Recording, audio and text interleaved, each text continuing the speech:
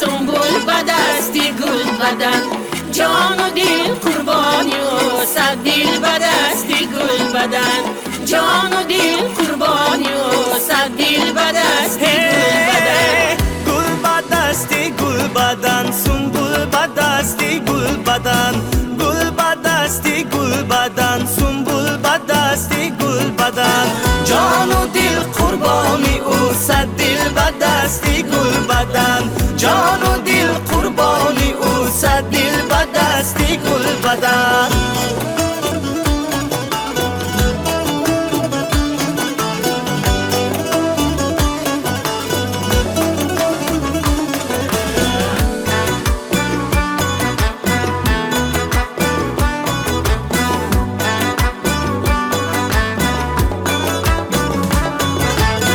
گل بدن پیشم بیا تا سر بینم روی تو گل بدن نزدم نشین شانه زنم بر موی تو گل بدن گشتم اسیری زلفی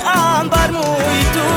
من ادای گل بدن من خاکی پای گل بدن من ادای گل بدن من خاکی پای گل بدن گل بدستی گل بدن سنبول بدستی گل بدن گل بدستی گل بدن سنبول بدستی گل بدن جان و دل قربانی او صد دل بدستی گل بدن جان و دل قربانی او صد دل بدستی گل بدن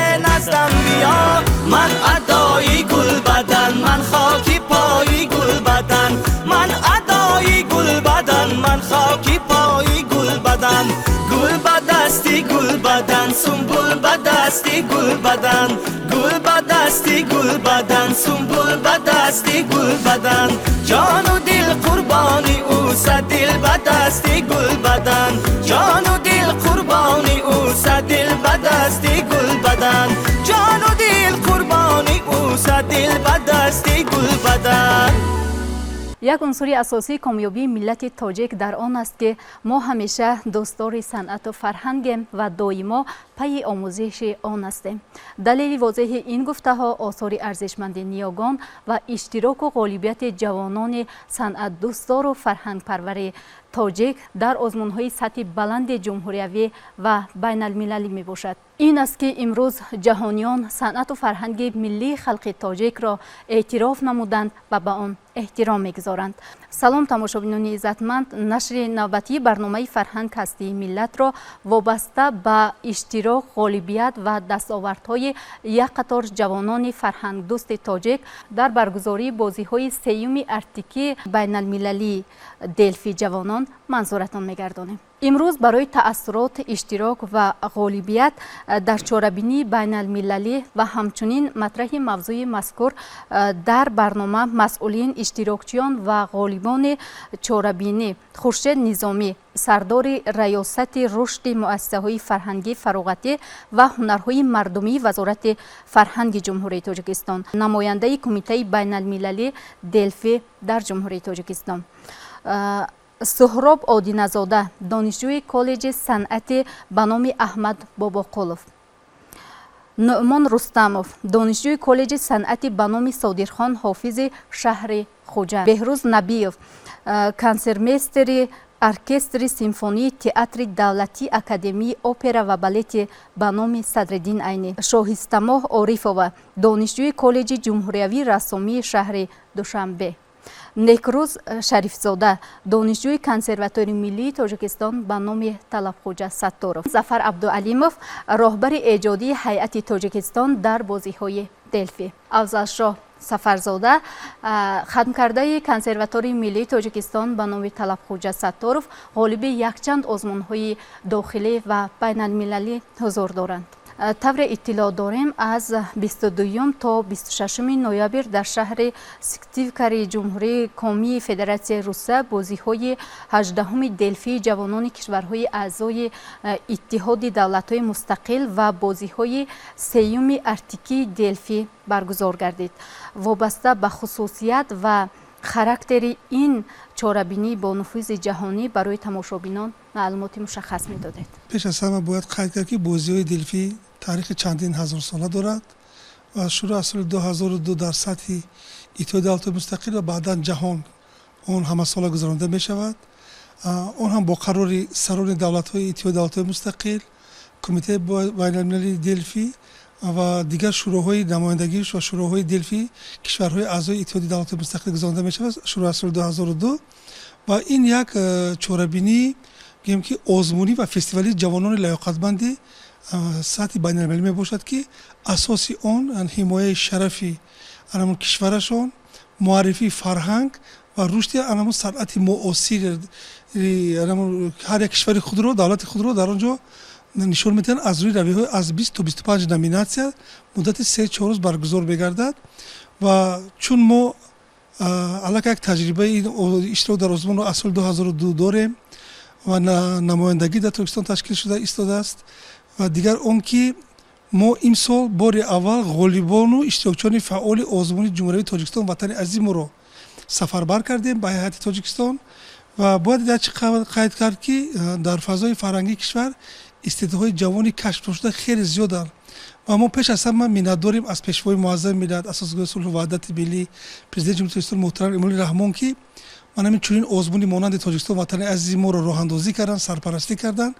Натиҷаи онро ирз мо дар озмуни байналмилалӣ мебинем ки таҷрибаи хеле хеле бузургиро дар маҳз дар озмуни Тоҷикистони ватани азизи мо ҷавонони мо пайдо карданд ва имрӯз фарҳангу санъати тоҷикро дар сатҳи байналмилалӣ хеле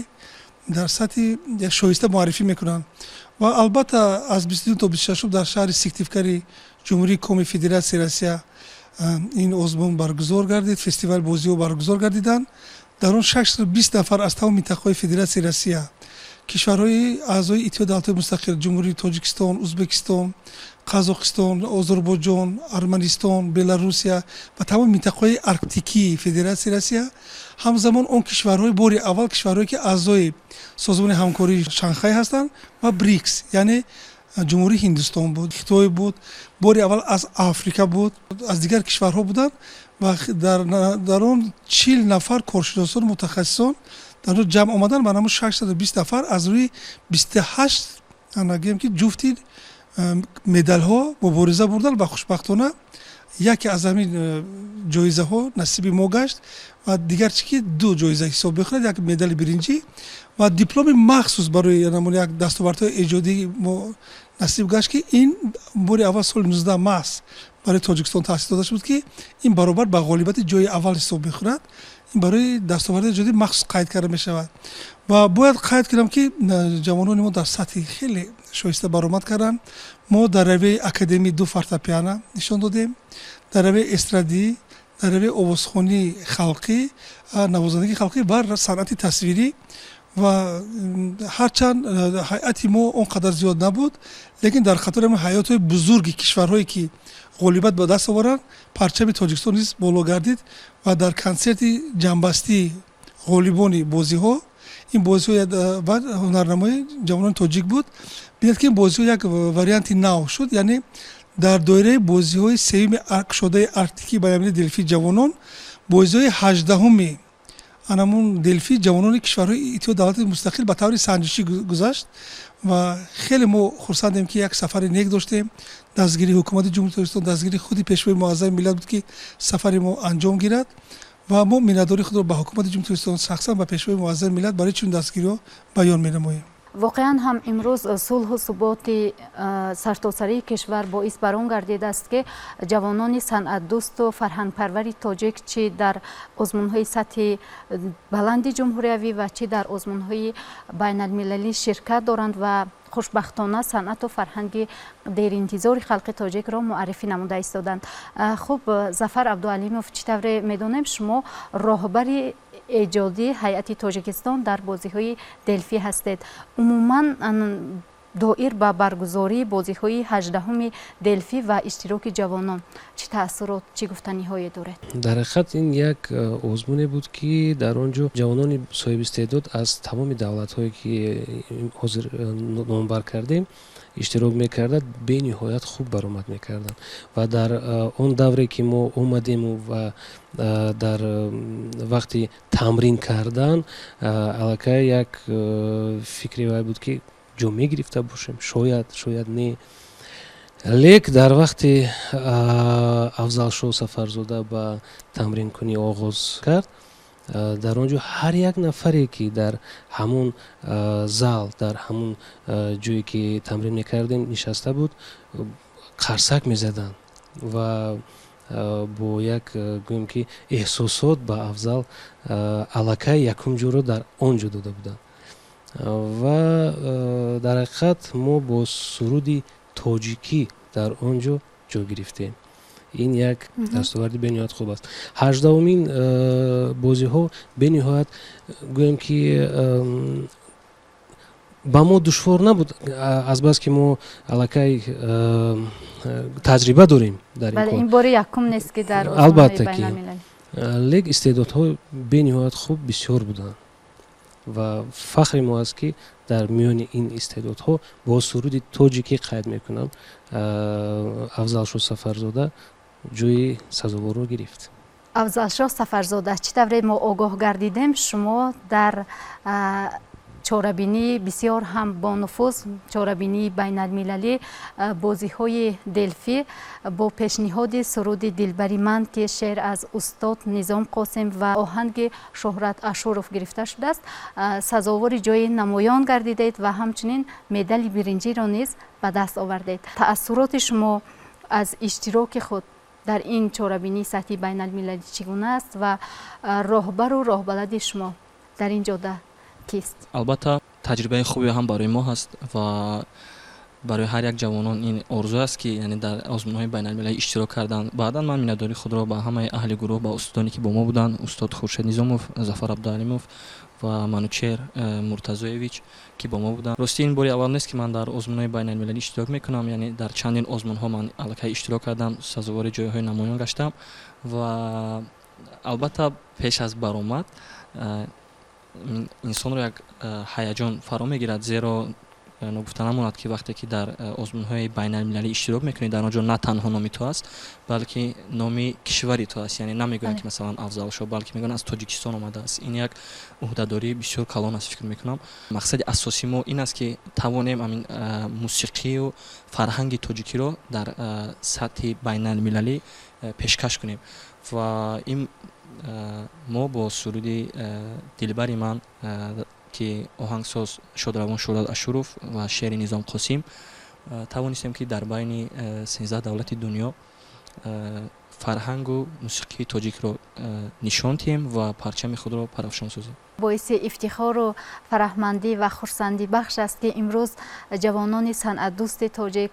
ба ин ҳама имконоте ки ҳукумати ҷумҳурии Тоҷикистон фароҳам овардааст эҳтиром қоил ҳастанд ва бо истифода аз ин имконоту шароит он санъату фарҳанги қадимаи халқи тоҷикро дар арсаи байналмилалӣ боз ҳам маълуму машҳур месозанд. тамошобинони иззатманд, бояд ёдовар шавем ки дар номинатсияи рассомӣ Шоҳистамоҳ Орифова барои интихоби беҳтарин мавзӯъ ва иҷроиши баланди эҷодӣ бо дипломи махсуси Кумитаи тадорукоти байналмилалии делфӣ низ сазовор шуданд. вобаста ба дастоварду комёбиҳои худ дар ин чорабинии сатҳи баланди байналмилалӣ назари шуморо дониста мехостем. ман бисёр хушҳол шудам ки аввалин маротиба ба давлати хориҷа сафар мекунам, яъне ин аввалин маротиба мебошад ки ман дар озмуни байналмилалӣ иштирок мекардам. аввалин дараҷа хело ҳаяҷоновар аст ва аз сабабе ки як ман дар байни ин гурӯҳ як духтар ё ин ки як рассом будам, ин тарзи ман бисёр як намоянда аз тарафи рассомӣ рафтааст, ақаллан ягон ҷойро ишғол кунам. аммо ман хурсандам ки соҳиби диплом шудам. ин барои ман як пешравӣ мебошад, яъне дар сатҳи дарс инчунин кори эҷодии худ низ ин як дастовард мебошад. ман бисёр хурсандам ки бо чунин бародарон гӯё ҳамчун бародар будам барои ман дар ин сафари рафтагӣ. яъне мо ҳам дӯст шудаем, ҳам дӯстони зиёдро аз дигар давлатҳо яъне пайдо кардем, ошноӣ пайдо кардем, суҳбат мекардем, ҳаракат мекардем ки дар бораи давлати худ, фарҳанги худ камеам бошад, яъне ба онҳо расонем. бо пешниҳод намудани кадом асар ва бо роҳнамоии кадом устодон шумо ғолибиятро ба даст овардед? бо ёрии устоди ман Раҷабова Рухшона ки бо дастгирии он кас мо ба ин озмун, яъне ӯ маро тайёр мекард ки ба ин озмун омода бошам. вобаста ба шартҳои озмун бояд мо аз ҳар кас бояд ду кори тайёрро бо худ барад, яъне ду асар. яке аз он автопортрет, яъне симои худи рассом, дигар бошад натюрморт ки ман ҳаракат кардам. мисол дар натюрморт чакани миллӣ ё ин ки бештар натюрморти миллии тоҷиконаро тасвир кунам, яъне аз матоъҳои миллии худамон, аз меваҳои бисёре ки дар ватанамон бисёр мебошад, яъне онҳо кӯзаҳои худамон, тавақ ё ин ки хусусан аз ашёҳои миллии худамон буд тасвир кардам. ва дар он ҷо бошад ба мо махсусан мавзӯъ оиларо доданд ки ин сол дар Федератсияи Россия соли оила будааст. аз ҳамин сабаб ба мо мавзӯъи оила доданд, яъне мо дар он ҷо бошад бояд оилаи худро тасвир мекардем. аммо ман ҳаракат кардам ки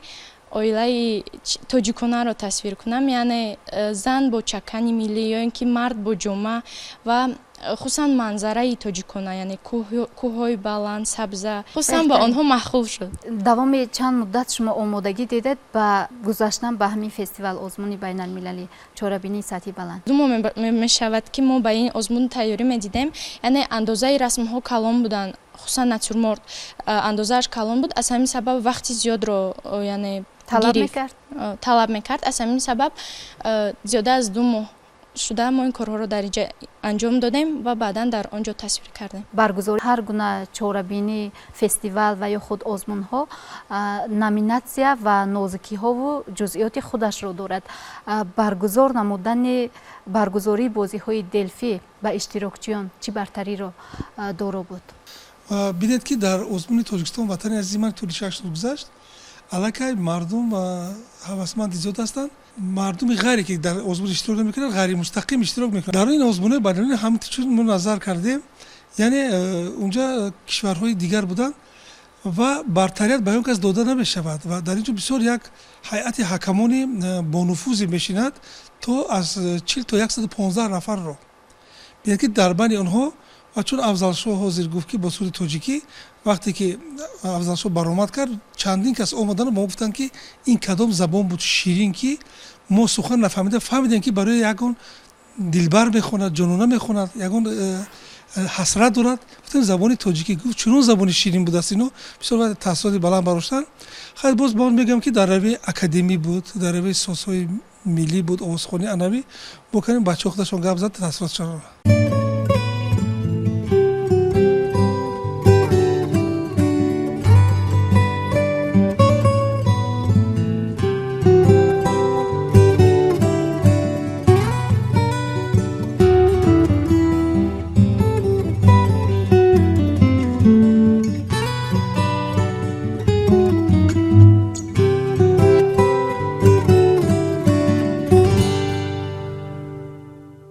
имрӯз ҳунару ҳунармандӣ ва санъату маҳорати ҷавонони тоҷик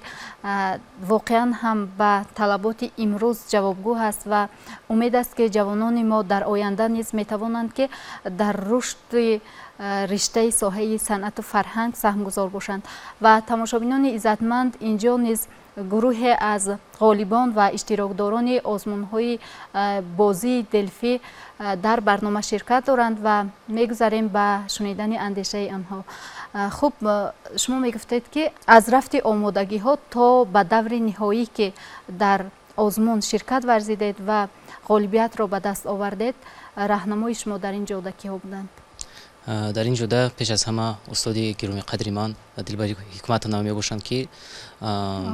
با این اثر رو اول پیشکی ما با اونها تیار کرده بودیم و از بس که من علاقه چند سال باز ختم کرده کنسرواتور می باشم، با اون کس من فقط در تماس می شدم و ثبت های خودم رو روان می کردم تا که اونها گوش کنن و فکر اندیشه خودشون رو گپ زنن. راستی گپ برای این آزمون 2 ماه پیشکی تیار شده بودیم و در رفت این آزمون من علاقه باز به یک آزمون دیگر که در ازبکستان گذشته بود تیار شده بودم و این می شود که در یک ماه در 2 آزمون اشتراک کرده بودم و صاحب شهادتنامه این آزمون ها شدم. در نامیناسیون فورتپیانو دیگرگونی هست، از بس که ما شرط های داریم که باید ما بخش اروپایی رو پیشکش کنیم و اثرهای اروپایی نوازیم. در این بخش رقابت خیلی کلان است، از بس که پروفسور خودی از کنسرواتوری مسکو در اونجا حضور داشتن و در بخش ما از 8 نفر 3 نفر دوری دویم گذاشتن و اونها غالبی آزمون شدن. تماشابینان عزتمند، همچنین اشتراکچی دیگری بازی های دلفی اینجا سهراب نیز اشتراک دارند و عموما نقشه و نیت های شما در دوره های بعدی این گونه چاره‌بینی های سطحی بین المللی چگونه است و با چگونه نقشه ها آماده اشتراک در چاره‌بینی های بین المللی هستید؟ ما امروز جوانان خیلی خرسند هستیم که برای ما این گونه آزمون ها، فستیوال ها برگزار گردیده شده است و ما باید کوشش نماییم که در این آزمون ها سزاوار جای نمایان گردیم. چطوری که میدانیم امروز زیاده از 13 دولت جهان از روی 20 نامیناسیون در بازی های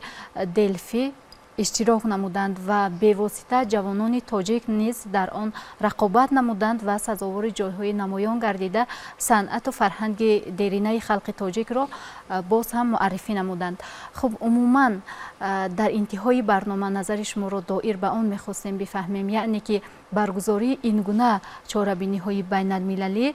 در رشد و معرفی شایسته فرهنگ ملی خلق تاجیک و آگاهی بیشتر پیدا نمودن جوانان ما به فرهنگ خلق و ملت های دیگر چه زمینه را فراهم می آورد؟ یک چیز باید قید کنیم که وقتی ما مثال در نامیناسی آوازخوانی خلقی، در نامیناسی من بود نوازندگی خلقی با لباس ملی برآمدن. خیلی من شاهد هستم، خیلی خوب استقبال کردن با قرصک ها، مخصوصا لباس های ملی با آنها معقول شد. عموما ما فکر میکنیم که توسط فرهنگ، این فرهنگ خودش علاقه یک معرفی کننده ملت است و البته ما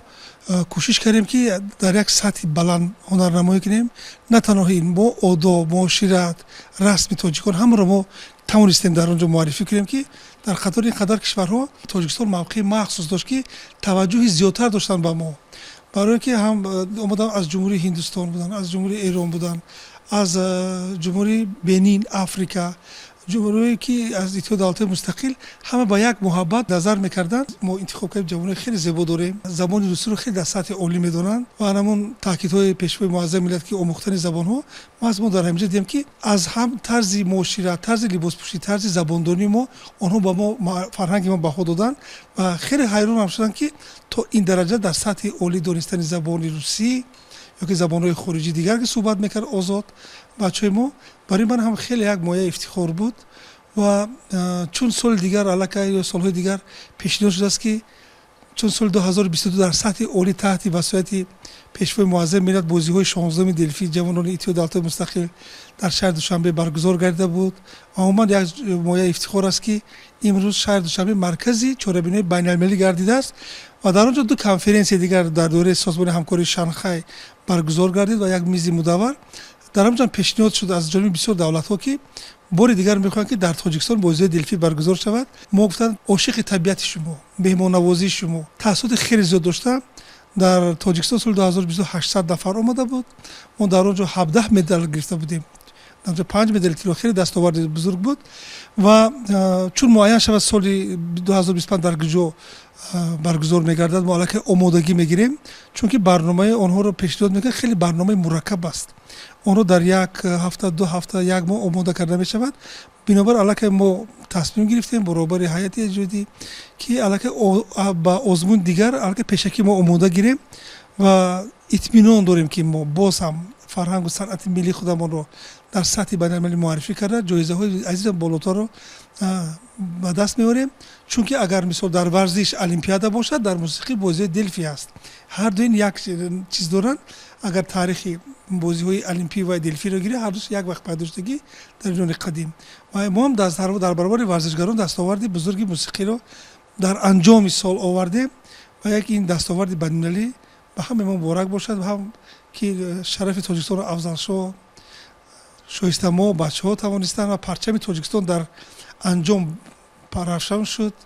ва бо сури тоҷикӣ ҷанба шуд консерт барои мо ифтихор аст. ташаккури зиёд. воқеан ҳам бо ба даст овардани соҳибистиқлолии комили ватан суруди миллии мо бо оҳанги истиқлол ҳамнавои тоза гирифт ва парчами истиқлол аз нав болафшону парафшон гардид. чун медонем Зафар Абдуалимов пайваста бо гурӯҳи ҷавонони ҳунарманду завқманд дар муаррифии санъату фарҳанги миллӣ саҳмгузор ҳастанд ва умуман мегуфтед ки истиқболи ҷомеаи ҷаҳонӣ ба ҳунару маҳорати ҷавонони мо то куҷо чашмрас ва назаррас аст. вақте ба афзалшо ҷойҳоро эълон мекарданд ҳайати ҳакамон дар он ҷо як чизро қайд карданд ки ташаккур ба роҳбаратҳою ва иштирокчӣ аз ҷумҳурии тоҷикистон ки бо суруди тоҷикӣ бо суруди миллии худ ба ин озмун омаданд барои оне ки дигар давлатҳо бо суруди русӣ бо суруди англисӣ хоб фаронсавӣ лек мо фарҳанги худро пеш бурдем ва нишон додем. дар ҳақиқат тӯли чанд сол шуд ки бо афзалшо якчанд озмунҳои кадом озмунҳое ки иштирок кардем ва весголос буду дар шаҳри Москав ва дигар ҷои аввалро ишғол кардем кӯшиш мекардем ки бо суруди тоҷикӣ дар Москав дар 2018 сол мо бо суруди Сабзак лаби ҷӯй ин сурудро мо тамрин сохтем ки ба забони ҳозира ба шунавандаи рус расонем. баъд аз оне ки мардуми рус беларус аз дигар давлатҳо ин сурудро гӯш мекарданд аз ман хоҳиш шуд ки ҳамин сурудро бар мо бар радиои мир ва ду радио ки дар Москав пахш мешавад ҳамин сурудро бар мо диеду ҳамин суруд дар радиоҳои мо пахш шавад. гувоҳӣ аз он медиҳад ки дар ҳақиқат ҳам забони мо зебост ҳам оҳангҳои мо зебост ва ҳам иштирокчиҳои мо зебост. суруди афзалшо дилбари манро ҳам тамоми медиапорталҳо шабакаҳои телевизиони ОРТ культура матч ТВ хеле хуб пайҳам нишон додан гирифтанд ва аллакай рӯзе ки мо мерафтем дилбари ман аллакай дар забони ҳама иштирокчиҳо 620 нафар буд дилбари ман чӣ хеле афзалшоро пешвоз мегирифтам мо барои мин хеле хурсанд шудем ки чунин шабакаҳои бонуфузи Россия ма аз ҳамин суруди тоҷикӣ моро доданд ва мо тонистем ки арзишҳои миллии худро муаррифӣ кунем. яъне ки ин истиқболи хуб ва ин пазириши накӯ ба иштирокдорони мо ба иштирокдорони тоҷик ба ҷавонони тоҷик рӯҳияи хуб бахшед. даври ҷамъбастӣ яъне ки албатта ки дар гала консерт иштирок мекарданд ба ман баъд аз оне ки афзалшо ин сурудро сароид ба ман гуфтанд ки ман забонро намедонам лек ҳамин тавр ҳис кардам ки ӯ ба ман мехонад. ин як зани гӯем ки миёнасол буд ман гуфт роҳат кардам суруди зебо буд. ман низ бисёр мехоҳам аз забони худи ғолиби ҳамин чорабиниҳои сатҳи баланди сатҳи байналмилалӣ ин истиқболу пазиришро фаҳмидем ки вақте мо дар гала консерт иштирок кардем баъд аз консерт хатм ёфта мо ба берун баромадем ҳаво ки сард буд мо болопӯшои худро аллакай пӯшида будем кӯлои худро кашида будем бисёр миннатдорӣ карданд ки ҳамин сурудҳои шумо бисёр як лаззат дорад оҳангҳои шумо забони шумо чӣ қадар ширин аст ва ман бисёр хурсанд шудам гуфтанд ки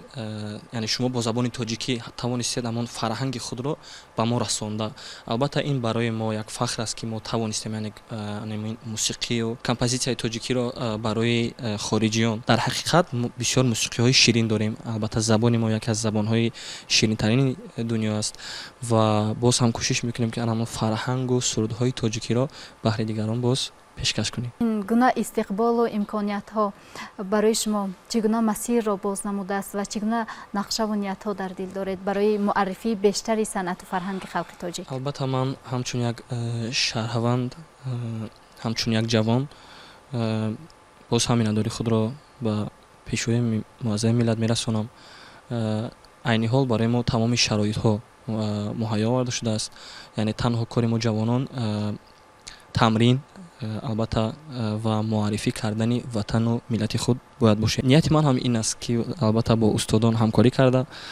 яъне дар ҳама озмунҳо тавонем ки парчами мо парафшон бошад. хоҳишманди он ҳастем ки он суруди дилбари ман ки шумо дар бозиҳои байналмилалии делфи суруди дилбари манро замзама намудед, мехостем каме баҳри бинандагони мо низ замзама намоем. Сарви равон дилбари ман, зеби ҷаҳон дилбари ман, нури саҳар дилбари ман, шамсу қамар дилбари ман. Дилбари ман, мисли дили дар бари ман. Дилбари ман, мисли дили дар бари ман.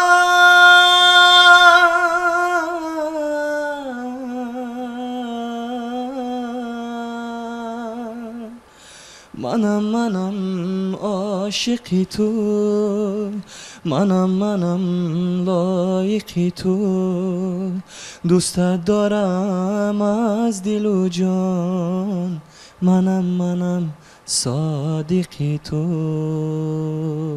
воқеан ҳам имрӯз санъату ҳунар ва маҳорати ҷавонони мо боиси пазириш аст, боиси аҳсану офарин аст ва бори дигар ба шумо аҳсану офарин мехонем ва дар барнома барои иштирок ва ибрози андешаҳои воқеан ҳам созанда сипос мегӯем ва умед дорем ки бо роҳбарии устодони азиз метавонем ки боз ҳам санъату фарҳанги миллии халқи тоҷикро дар ҷаҳон бештар муаррифӣ намоянд ва парчамбардори забону миллат ва парчами миллии хеш бошем. тамошобинони иззатманд, идомаи суруди дилбари манро дар иҷрои ғолиби бозиҳои байналмилалии делфи Афзалшоҳ Сафарзода дар идомаи барнома мешунавед ва ин лаҳза бошад ёдовар мешавем ки дар соҳбати мо ҳузур доштанд масъулин, иштирокчиён ва ғолибони бозиҳои байналмилалии делфи Хуршед Низомӣ, сардори раёсати рушди муассисаҳои фарҳангӣ, фароғатӣ ва ҳунарҳои мардумии Вазорати фарҳанги Ҷумҳурии Тоҷикистон, намояндаи кумитаи байналмилалии делфи дар Ҷумҳурии Тоҷикистон, Суҳроб Одиназода, донишҷӯи коллеҷи санъати ба номи Аҳмад Бобоқулов, Нуъмон Рустамов, донишҷӯи коллеҷи санъат ба номи Содирхон Ҳофизи шаҳри Хуҷанд, Беҳрӯз Набиев, консермейстери оркестри симфонии театри давлатӣ, академияи опера ва балети ба номи Садриддин Айнӣ, Шоҳистамоҳ Орифова, донишҷӯи коллеҷи ҷумҳуриявии рассомии шаҳри Душанбе, Некрӯз Шарифзода, донишҷӯи консерватории миллии Тоҷикистон ба номи Талабхоҷа Сатторов, Афзалшоҳ Сафарзода, хатмкардаи консерватории миллии Тоҷикистон ба номи Талабхоҷа Сатторов ва ҳамчунин Зафар Абдуалимов, роҳбари эҷодии ҳайати Тоҷикистон дар бозиҳои байналмилалии делфи. ва инҷо бошад барномаи фарҳанг ҳастии миллатро ба итмом мерасонем. То дидори дигар, ҳамеша дӯстдори санъату фарҳанги асили миллии хеш бошед.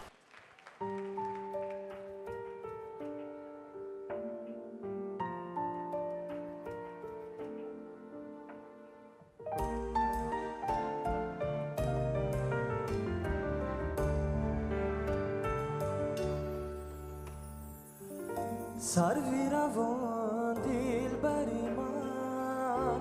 زیبی جهان دلبری من، نوری سحر دلبری من، شمس و قمر دلبری من، سروی روان دلبر من زبی جهان دلبر من نوری سحر دلبر من شمس و قمر دلبر من نوری سحر دلبر من شمس و قمر دلبر من دلبر من دلبر من مثل دلی در بری من دلبر من دلبر من مثل دلی در بری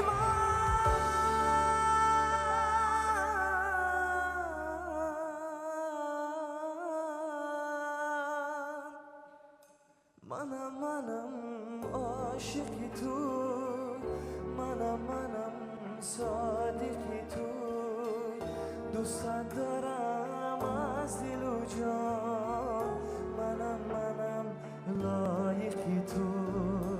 سروی روان دلبر من زبی جهان دلبر من نوری سحر دلبر من شمس و قمر دلبر من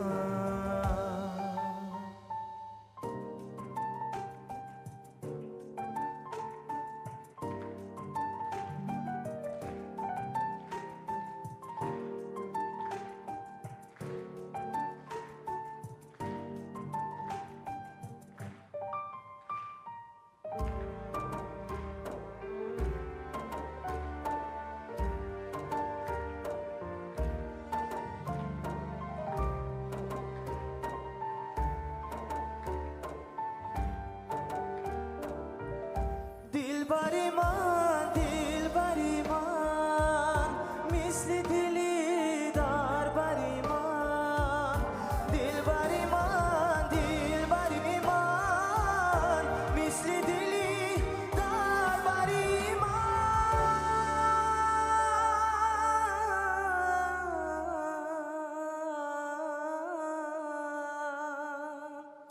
سروی روان دلبر من زبی جهان دلبر من نوری سحر دلبر من شمس و قمر دلبر من سروی روان دلبر من زبی جهان دلبر من نوری سحر دلبر من شمس و قمر دلبر من نوری سحر دلبر من شمس و قمر دلبر